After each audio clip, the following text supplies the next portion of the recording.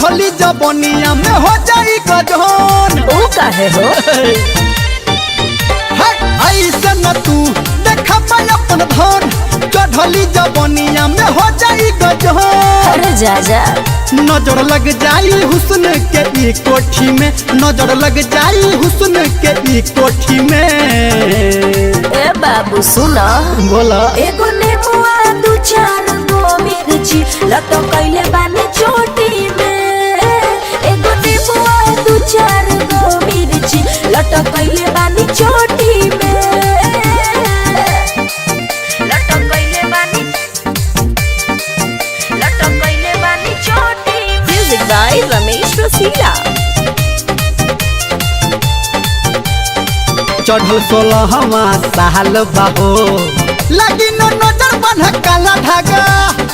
हमर फिकिर काहे करत रो, घुमा ना बाबू तू पछायागा। अरे बुझल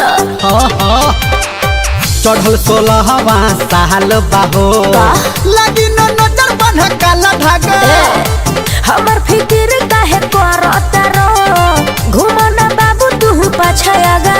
केहू दांत गरहती फूलल रोटी में, केहू दांत गरहती फूलल रोटी में। ए बाबू हो एगो नेबुआ दू चार गो मिर्ची लटकैले बानी चोटी में। एगो नेबुआ दू चार गो मिर्ची लटकैले बानी चोटी में। लटकैले बानी चोटी में।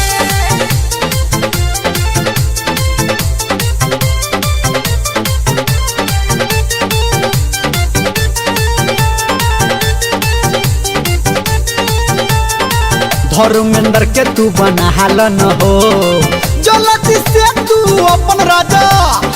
रमेश रसीला हुए लभर हमार, दे दी है तहरा के बड़ सजा। का बुझला बुझ गईनी हमानी रेडी तू बनाल न हो, जल्दी से तू अपन राजा। रमेश रसीला हुए लभर हमार, दे दी है तहरा के बड़ सजा। कोनो पढ़ली पढ़ाई मनोहर पोथी में, कोनो पढ़ली पढ़ाई मनोहर पोथी में। ए बाबू हो एगो नेबुआ दू चार गो मिर्ची लटकैले बानी चोटी में। एगो नेबुआ दू चार गो मिर्ची लटकैले बानी